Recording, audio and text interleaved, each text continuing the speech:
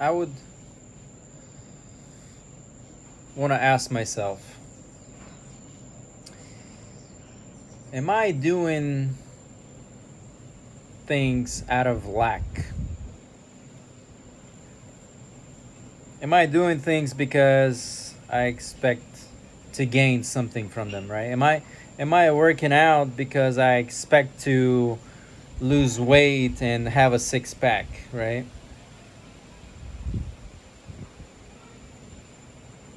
Right? Do I maintain a certain diet because I have some expectations of that? Am I in a relationship because I expect something from somebody else, right? Am I seeking love and that's why I'm in a relationship, to have love be given to me by this other individual?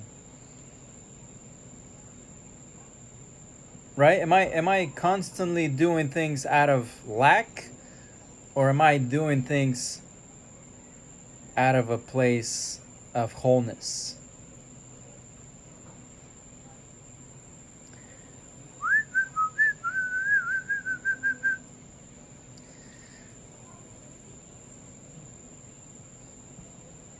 So then I sit and contemplate on that.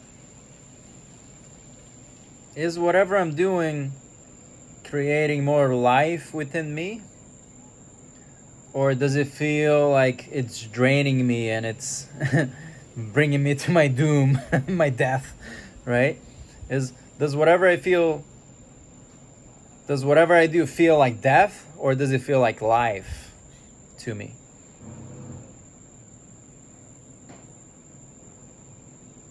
And I'm realizing the more I do things in the sense of life, when I see life, when I feel life, when I feel more alive and more vibrant when I do the things, that means that is bringing more life into my existence. If I do something and it only drains me out and it and it reminds me of death, then that's really killing me, right? So then I'm thinking, well, if I have to sustain myself, right? Am I gonna do the things? Am I gonna work for money, right? Am I gonna work for money, even though it's gonna make me feel like death? Am I gonna still work for this piece of paper that doesn't really mean much, right? I mean, besides me being able to buy something with it. Do I become slave to that piece of paper, right? Or can things be another way, and can I do things because I really enjoy doing them?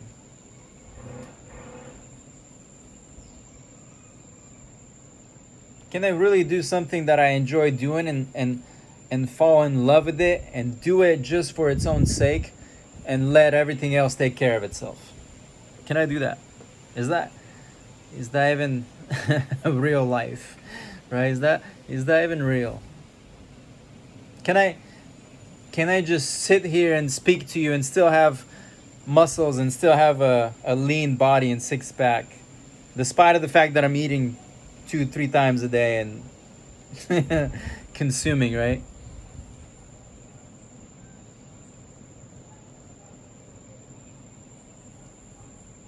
I realized that the brain requires a lot of energy, even when I'm just kind of thinking and speaking and contemplating.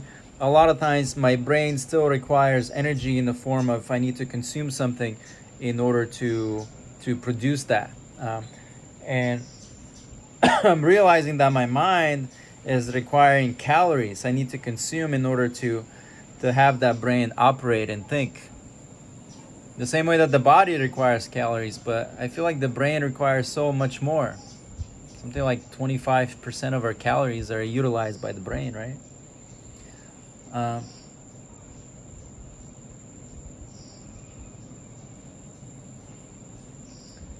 and I'm also realizing that when I was in the darkness, the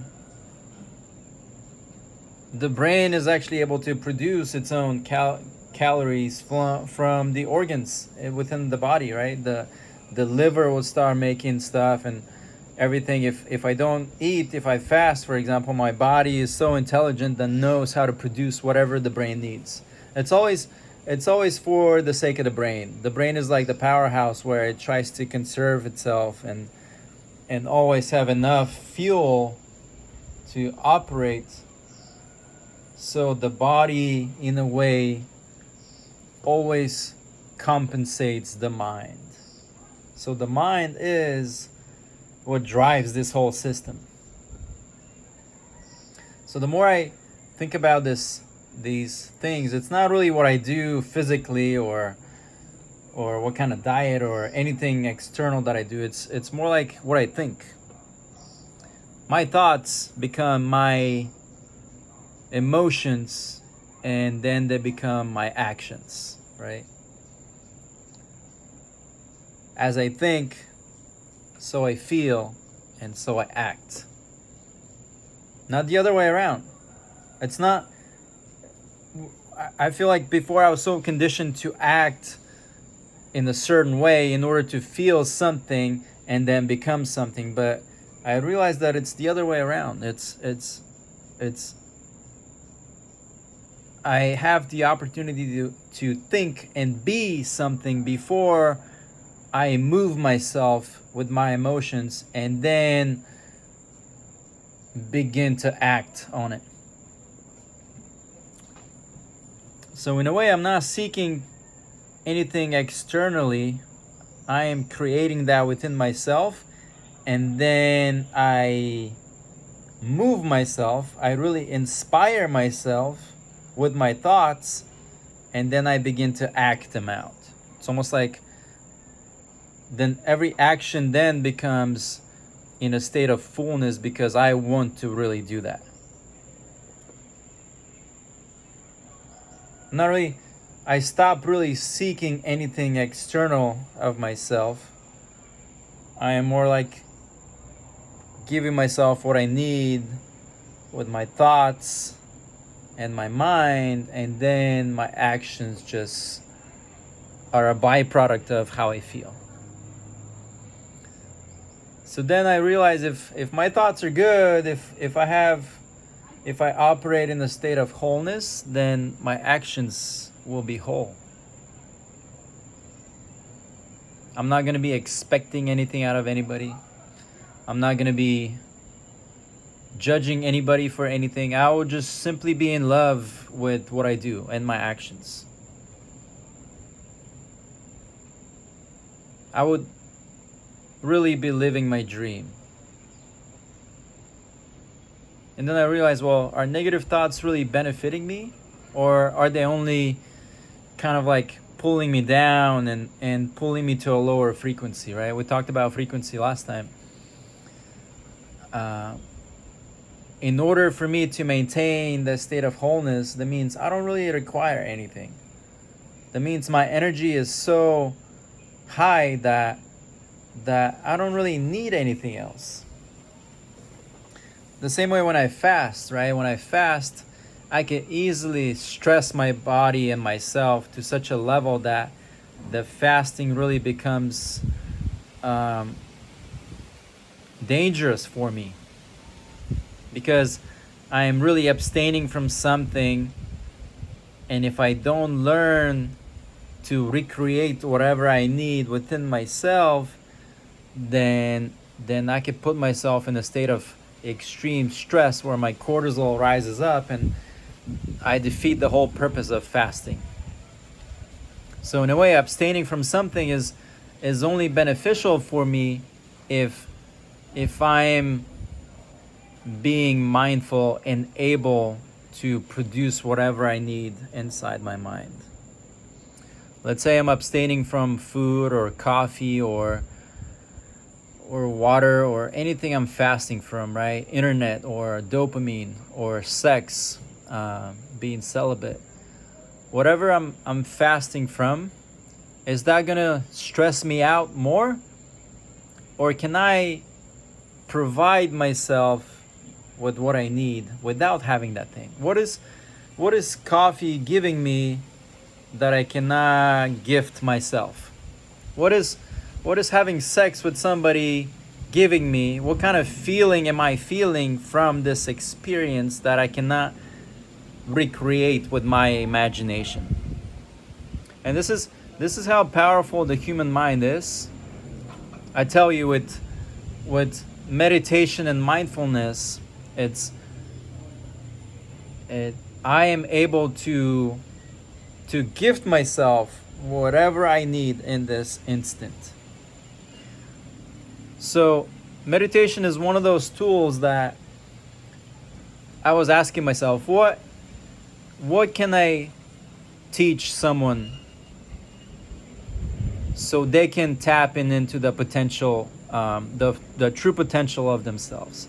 What is the one skill that I could teach someone that could free them from all their needs and all their desires, right? And that would be meditation, hands down. It's not money that will make this individual happy. It's not love that will make them happy. It's not a relationship that will bring fulfillment in their life, but it is their own capability to be whole, to feel whole on their own, in their solitude, in their state of loneliness, to feel the sense of wholeness and oneness with everything.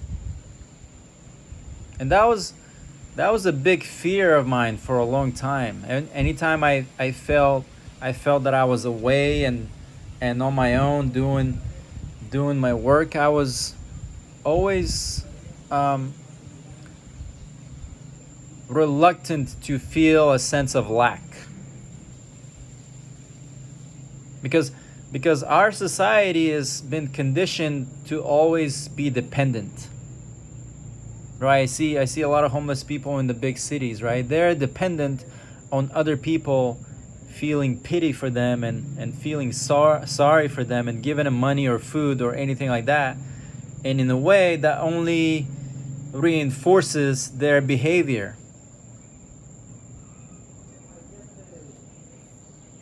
The same way these homeless dogs come in here and beg, almost like they wag their tail because, one, they feel safe here with me, right? Also, they realize that I have food for them to give them, which I do. And in a way that only reinforces their behavior to keep coming back. I'm not really teaching the dog to feel whole and secure and safe on their own and go and hunt their own food. I'm not really teaching them that. I'm only giving them what they are begging for, right? It's like someone comes to me and begs for my love, and I have love in the moment and I give it to them, right? But let's say every day they come back and now they invite their friends and they're like, well, my friend needs some love too. Can you give him love too? And I'm like, okay, yeah, I could give him love. And then the whole village comes, right? The whole village, and they're like, can you give us love too? And I'm realizing I am creating dependence. I am creating and reinforcing their existing behavior.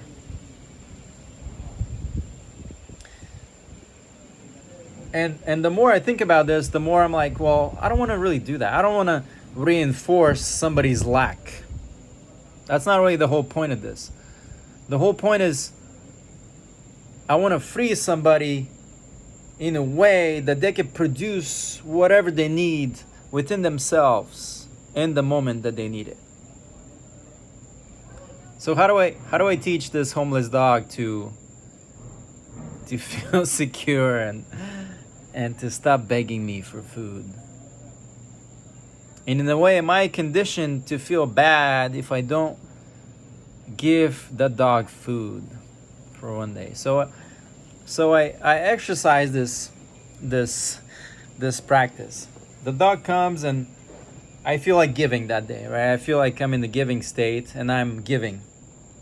Here's some food. I would cut off half of my plate and give it to him. And then I even in my mind I'm like, tell your friends. I have abundance to give. And then the next day more dogs come in. And then sooner or later I open up my fridge and I'm like, well, there's no more food. I have to go and buy food now. So then one day the dogs are all here wagging their tail.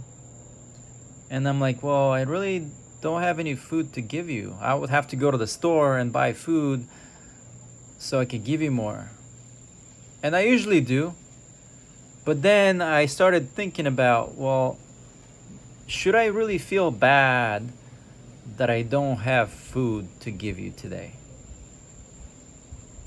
And a lot of times in the past, if I didn't have food to give or didn't have love to give, I felt a sense of not being enough. And maybe that's gonna strike a chord with some of you guys today. It's especially the men out there. The sense of not being enough. And I feel like tracing that back to the relationship I've had with my mother. I love my I love my mother. But I've had these discussions with her, and just from my relationship with her, I've realized that no matter what I do and what I achieve in my life, not that I'm saying it's much, but for some reason there's always something that's lacking within me, right? There's always something that she would tell me to say that I could achieve more. Right? I'm an aerospace engineer getting paid over $100,000 in my early 20s right out of college. And it seemed like she's happy, right? That's fulfilling some sort of like criteria in her mind. She's telling all her friends that I'm successful and all that. But then she comes to visit me in my house, and I have a roommate at the time, and she realizes that I am such a messy person, and all the kitchen, there's trash everywhere, and like all the countertops are full of debris and crumbs and dirt. You know, the place is just a mess. And then she feels disgusted with me. You know, I am this successful and, you know, finally achieved individual in her mind, but then she sees me now and she's like, wow, no, this area is not enough, right? This area of you needs, you were the cleanest child before. How can you allow this to happen? You're so dirty. And then that makes me feel like I'm not enough again, right? And I feel like the women in our lives, I feel like it's very much a feminine trait if we begin to attract this sense of feminine energy in our lives, where the feminine is constantly gonna remind us about the things that we can improve about ourselves. And to some point that is good, right? Because I gotta work on myself, right? I'm never really perfect enough to where I always can improve something about myself. And then we begin to feel this sense of constant improvement, right? Which is good. I'm not saying that's bad. I'm not saying that we're not meant to strive to get better. But a lot of times we feel the sense of not being enough, especially when, let's say, we're not able to hold space for a woman, right? She has her own wounds, and maybe she hasn't realized yet, and she was abandoned, or she was being abused most of her life, and now she feels unsafe. And maybe she seeks that safety from us. But then sometimes we have our own wounds, right? And we're not able to provide that safety. We snap and say something that maybe not made him feel safe. and then they project back at us saying, oh, you were so immature where you couldn't handle me and how I expressed, and you made me feel unsafe. And in a way, the same way I see that with the dogs here. So there's this female dog who keeps coming, and almost like I see that as so much fear in her body. Like her tail is all the way tucked in, and she's like and almost like every time I try to pet her, she's like leaning and putting her head down. It's like she is expecting to get hit or be abused. And in a way, even though I want to give her love, subconsciously I want to inflict and actually give the people what they want. So if somebody is subconsciously seeking that abuse and seeking to be in that fear, then my subconscious is going to give that to them. And if I'm not able to catch that within myself, then I'm easily gonna react and say something hurtful, right? Make him not feel safe. And that's really what they want. I mean, they might say that I'm making him feel safe, but I've had so many relationships, and based off of my relationship with my mother, how I never felt a sense of being enough. There was always something that I needed to improve, right? I kept attracting that in my life. So all the females in my life have shown me that there's something more that I need to do about myself that wasn't enough for them, right? That wasn't enough. And it was always somehow my fault that they were not happy because of either my career choice, either I wasn't making enough money. When I was making enough money, I was something else. And there was always this sense of something that needed to happen in order for them to be happy and feel safe. But the truth was, I was attracting that sense of fear and lack that kept triggering my sense of not being worthy, not being enough. And it was a vicious cycle. And a lot of times we attract what we are. And if I'm doing the work, I have to realize that I only attract people to meet my reflection of myself. So in a way, if somebody is making me feel a sense of lack, that means I have a wound that I haven't healed, and also they feel a sense of not feeling safe, which is a wound that they haven't healed. And we both, as in a relationship, we could both kind of mirror those wounds at each other. And we have to understand that those wounds are really, we have to heal that on our own. It's almost like I cannot rely on this other individual to put a Band-Aid over my wound and expect for me to always seek that fulfillment or always seek that being enough and the validation, right? I'm always seeking that from them. But in a way, if they're wounded, they're not going to be able to give me all that validation all the time. And sooner or later, something will erupt, right? Somebody's going to get triggered where they say something where they push the other person away.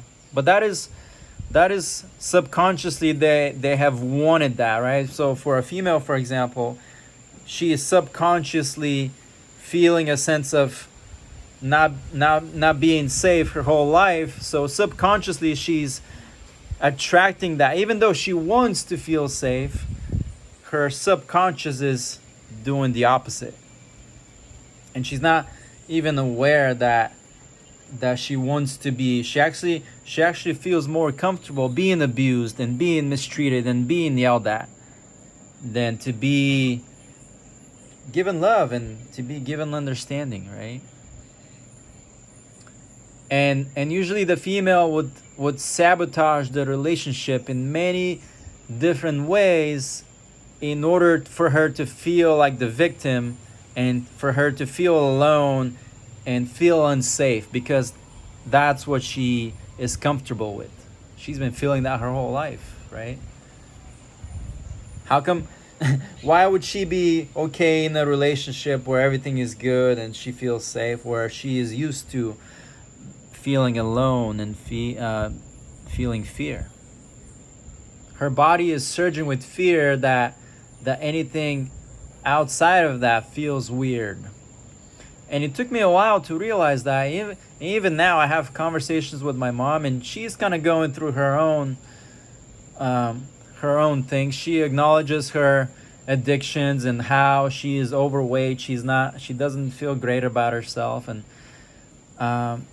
she's acknowledging some parts. But then we end up the conversation always circles back on me and how I need to, if I'm saying like, hey, look, I'm happy. I'm doing whatever I want. I have enough money to travel and do whatever the hell I want. And that is how I define my version of success, right? Everybody has their own versions of success. But to me, it's like being able to do whatever I want, whenever I want. Like yesterday, I was out at the beach, and I'm like, man, when was the last time I danced? So I put on my headphones and I put on the whole album, and I danced to the whole album of Daft Punk, Random Access Memories, and I played the whole thing, and I did a whole like an hour and however long the city is, the album. I just danced on the beach, and it was at sunset, and I didn't really care if there were any people watching. I don't think there were, but there might have been some people watching. I didn't care. I was just like going and kind of like doing my own weird dance. And I was like, whoa, have I wasted all this time not dancing? That is another way of expressing myself, right? Through dance. I mean, people have danced since the beginning of time. They just form a fire and they dance around and do all these things like sing around the fire, right? Singing and dancing is one of the most primitive way of expressing ourselves. Another way is writing or literature or speaking, right? There's so many different ways to express. Drawing. And I'm like, whoa, this is like how I could express in the moment. Is like, I feel like dancing. And just those little moments that I have to myself, by myself, are so precious to me, because I'm realizing is I'm doing these things because I want to do them in the moment, not caring what outcome I might receive from my act, or if somebody's gonna like it, or if somebody's gonna approve it. No, I'm just doing it to express. And then I begin thinking about Da Vinci or Michelangelo or anybody that did any art or any science or anything for that matter, any literature, any writing. I wonder if those people were doing that for a specific reason. I'm gonna write this so people could remember me. Did Marcus Aurelius record journals because he believed that those journals will be read thousands of years later? Or was he doing it just because he enjoyed doing that? Maybe he enjoyed taking notes. maybe somebody enjoyed speaking, right? Maybe Dante loved to write about what he thought. He wasn't really attached to the idea that his books would be read over 1,000 years later. So in a way, I really understand that me being able to express is not really about me or what Phil is doing in the moment, but it's fully for that expression itself. No bounds, no attachments to it. So then I'm also understanding that if I do things out of a state of wholeness, then anything I do is I'm gonna fall in love with that thing, right? I'm drinking my coffee and I'm falling in love with the act of this becomes my ikigai, right? Every sip, or just the act of making it. You know, me making my food becomes my act of art, right? Me cooking becomes this. Me speaking becomes this.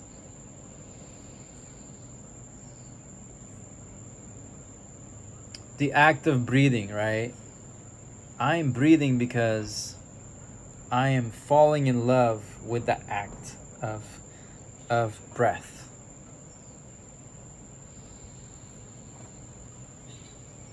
I am moving my hands because I love the act of moving my hands. I know it sounds ridiculous, right?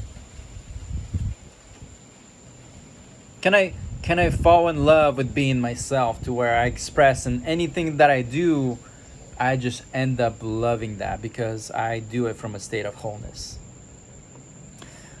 So then going back to the dogs, when I didn't have food and I'm not giving them any food, I realized that sooner or later they leave. It's like I'm not giving love to somebody. Sooner or later they go away. Right?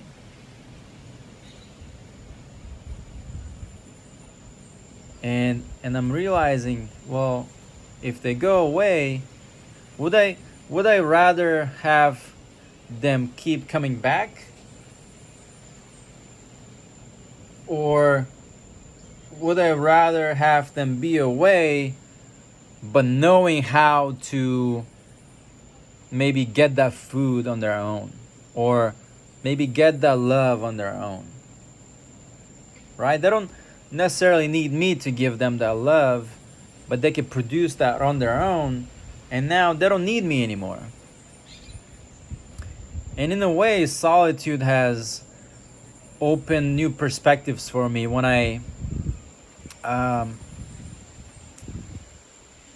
when I've kind of found myself on this work of self-improvement and all this stuff. I do find myself in a time of solitude by myself, and that's when I'm able to do the work, right? In acts of solitude, I'm able to find contentment in myself. I'm able to fall in love with myself. And realize that this journey of life that we all have to do in solitude. I mean, it might seem like we have families or we have friends or communities, right? We all want to feel a sense of belonging somewhere. But the truth is, every perception that each and every one of us have,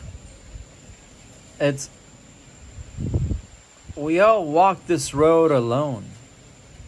I am the only one that sees the world from my point of view, and so are you. You are the only one that is really inside your head, living with your thoughts. And I tell you, traveling around the world, there's only so many waterfalls that I could go to before I realized that all my thoughts and all my emotions and all my shadows are following me. They're always with me the whole time. So in a way, if I don't stop and look at my shadows, look at my traumas, and look at my lacks, right? Look at what's missing. That is only going to get louder and louder, and it's always going to follow me. So in a way, I cannot really learn to relax and be on vacation. I could only pretend like I'm happy and take a photo somewhere nice and post it to seek approval, right? Because I'm not giving the approval myself. I'm seeking validation from the posts that I make and how many likes I get, and that makes me feel good because I'm receiving that, right? But also I acknowledge that I could give that to myself. even if I sit around and not do anything, I can still feel a sense of worthiness and a sense of fulfillment right now in this moment.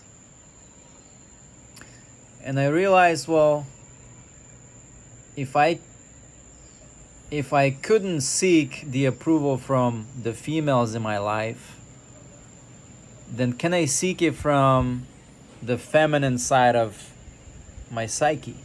I know that my psyche contains the masculine and the feminine energy within myself.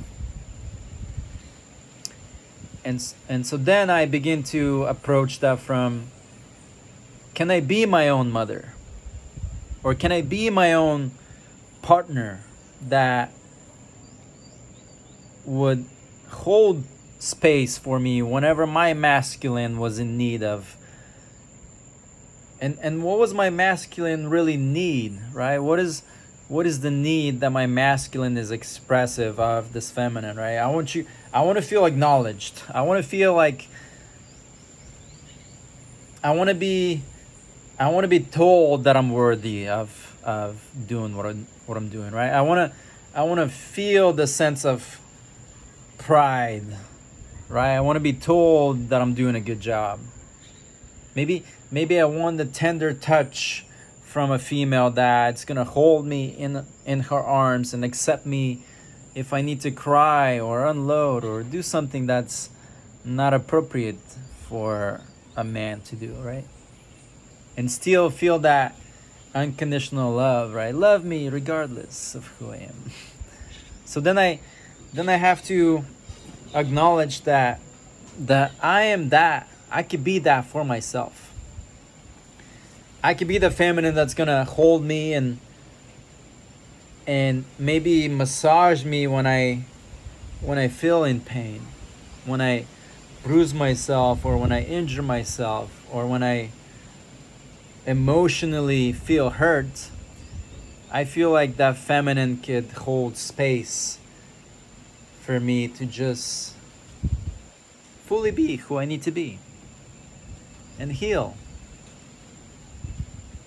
In the same way, my feminine would require to feel safe, or not require, but most likely they're seeking safety, right? And in order for a feminine to blossom and be their whole feminine and really just let herself loose, she needs to feel safe.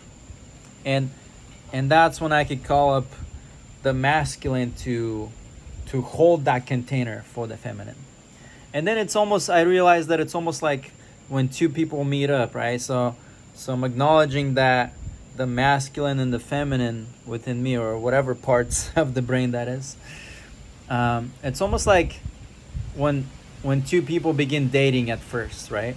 At first you get to know each other, then you get to learn about the energies that each and everyone plays with, and how to the goal is, how can I improve your life? How can I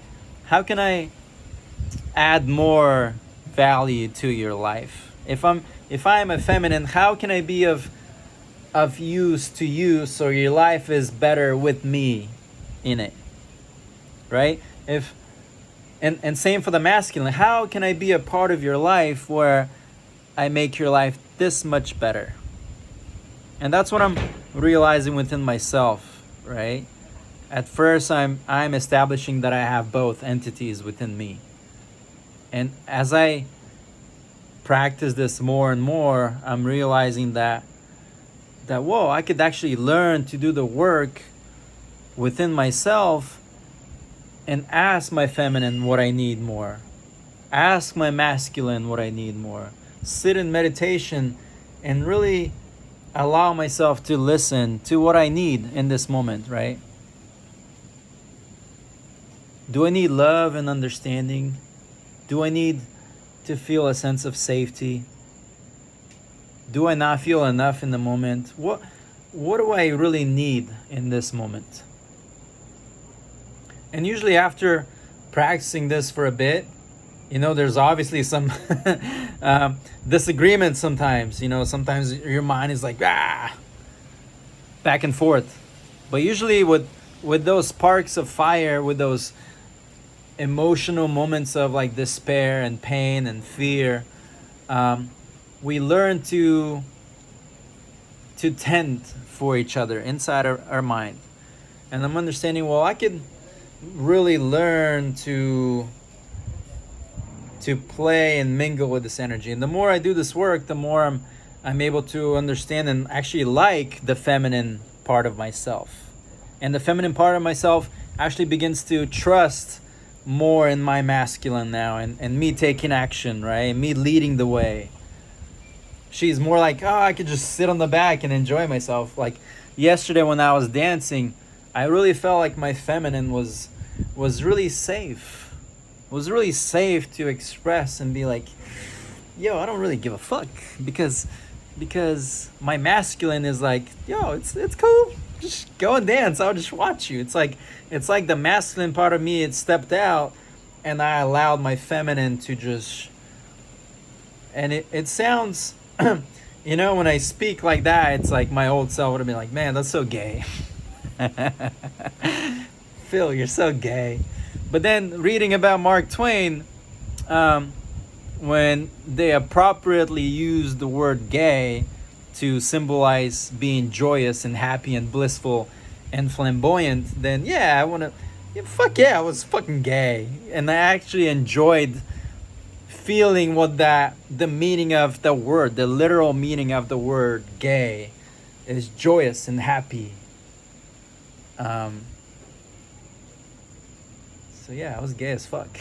But then I'm realizing that this is actually, I was always suppressing that feminine side of myself, right? I always want to be shown as a strong person, not really show weakness and all these things, right, that a man's supposed to be in society. And I never really tendered to my feminine side. I never really dove into arts and anything that was more gentle. And I was always too hard on myself, right? I never really allowed myself to rest and just enjoy time in a restful state. I was always on the go, always trying to be masculine and strong and do instead of just relax and actually enjoy and be emotional, right? So that's the more I understand how my masculine and feminine works. I understand the emotional side of me. I understand that the strength and power that the masculine has. And now I could tend for myself. And the more I begin to fall in love with myself and both parts of myself, now I'm understanding that, well, now I'm actually beginning to mingle a lot more and almost like make love with myself in my mind. To the point of I am actually producing something more. In alchemy, this is called the alchemical marriage, where this connection happens inside our minds, right?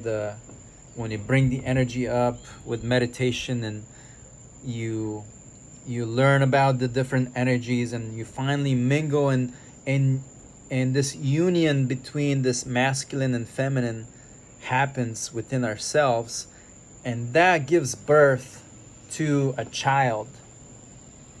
It's almost like, you could compare that to having a physical child, right? You meet a partner and you have a physical child, and think about this for a second. Your partner, I'm a man, right? I'm a horse. I'm not a man, I'm a horse. Let's say my partner gives birth and we have this child.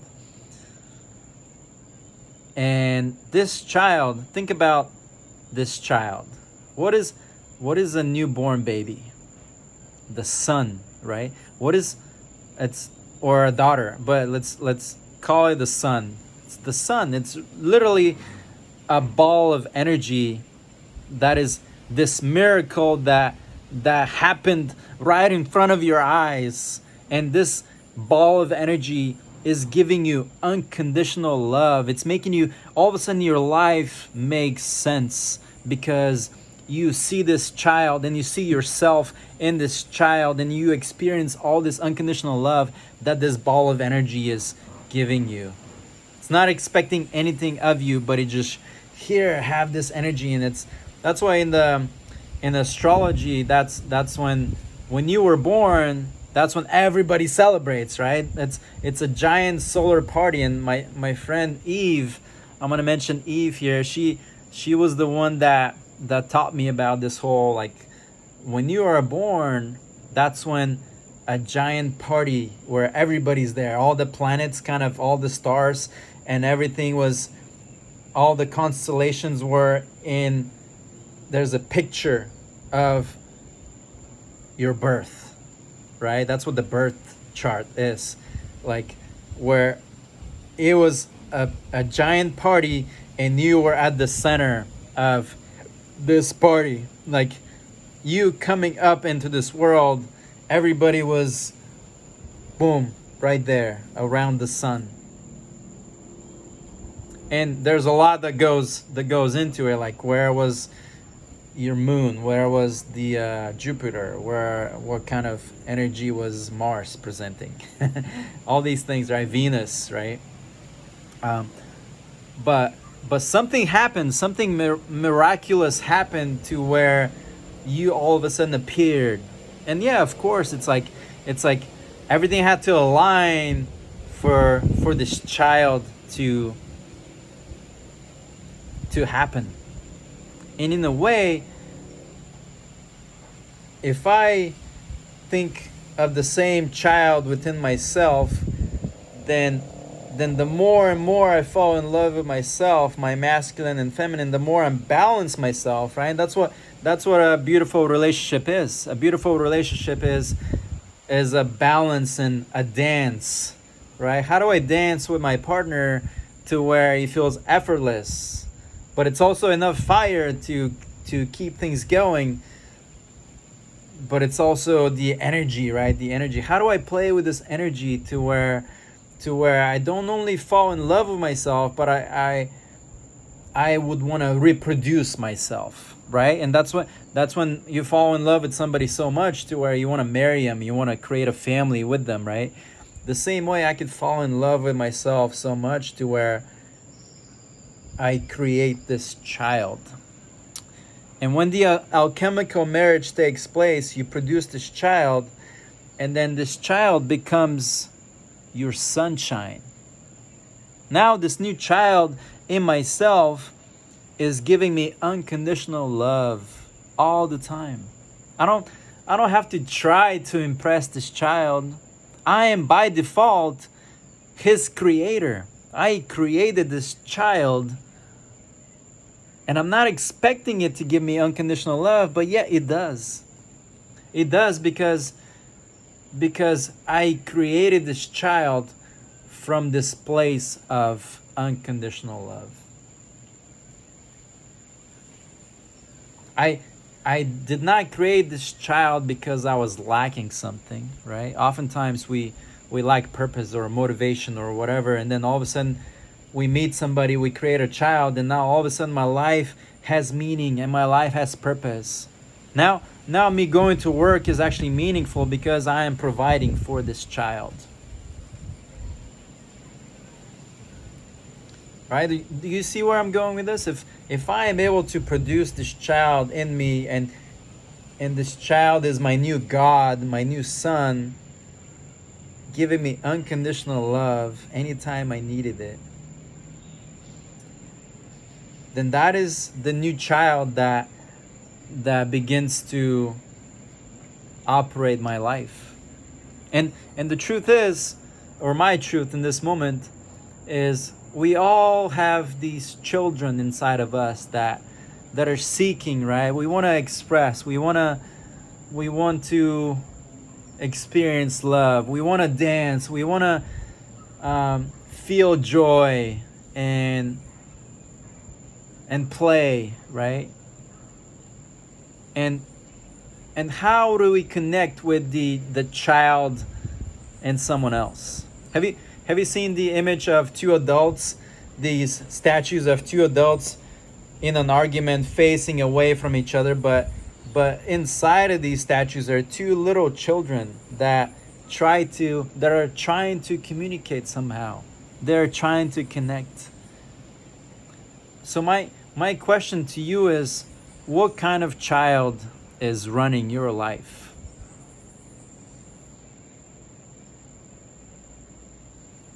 What kind of what kind of child is running your life?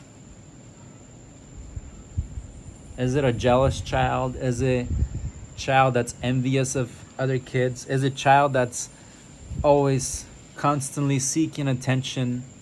Is it a child that's lacking love from its parents?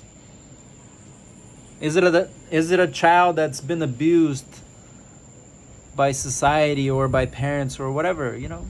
What kind of child is running your life today, in this moment?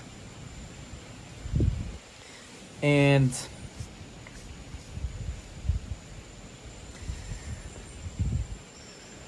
that's what I'm gonna kind of leave it at today. I know it's a long video already.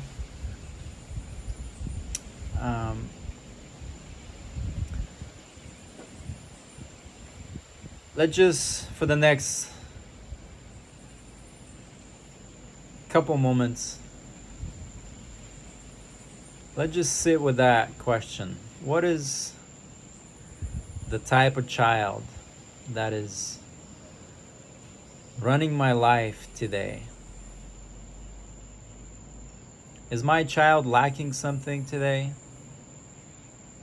What does the child inside me need today? What am I seeking from, let's say you are in a relationship with somebody. What am I seeking from the other person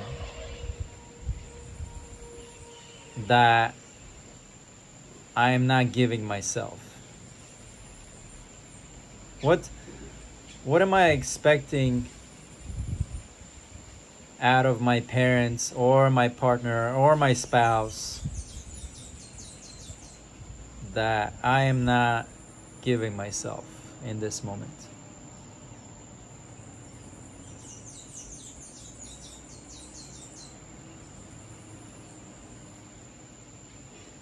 What kind of judgments is this child holding against me? Is my child judging me? Am I judging and criticizing my child? Does my child feel safe around me?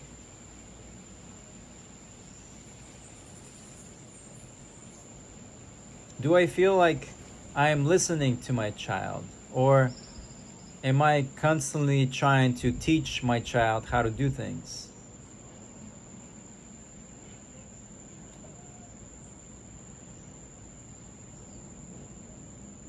Oftentimes for me, when I was growing up,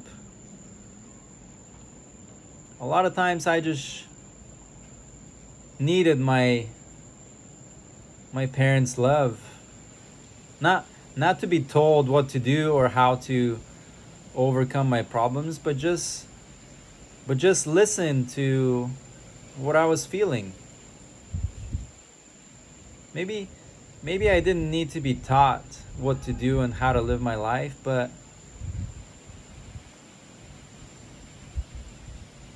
just that space. Maybe I just needed that space.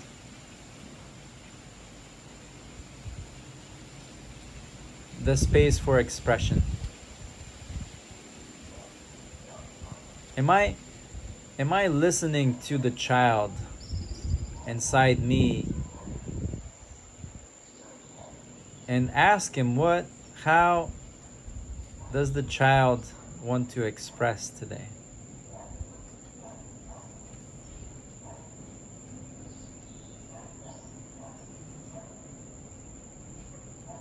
Because I realized that when I was a kid, I would have unlimited amount of energy to run around and play, not even requiring food.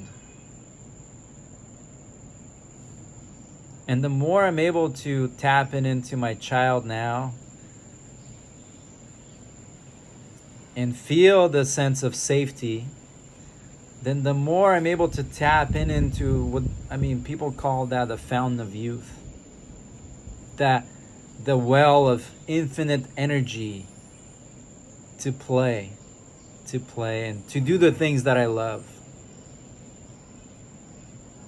That's why I'm able to fast for days on time without food or water, because now I could tap into this infinite well of childlike energy, of love, of peace, of safe expression.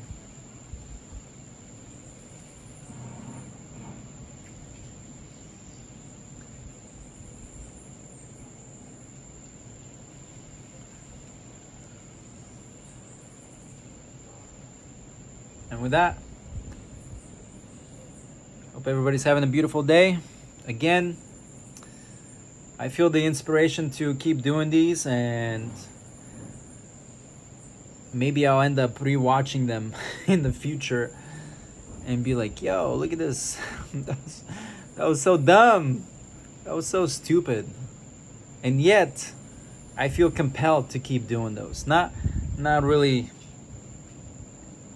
That's why I love doing them, because I never know how they'll turn out to be. I never know what this will become. And this is what I enjoy. I enjoy not knowing what I will do. If I have expectations of myself to know what I'll do, and every single day to have metrics to measure myself as what I'll do, then I really learn that's a sure way to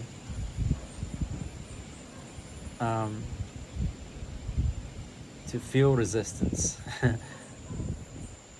and to feel like I always need to do more. But a child, I feel like as a child, I would never really judge myself. I would just do it, and then if I feel like taking a nap, I'd go take a nap.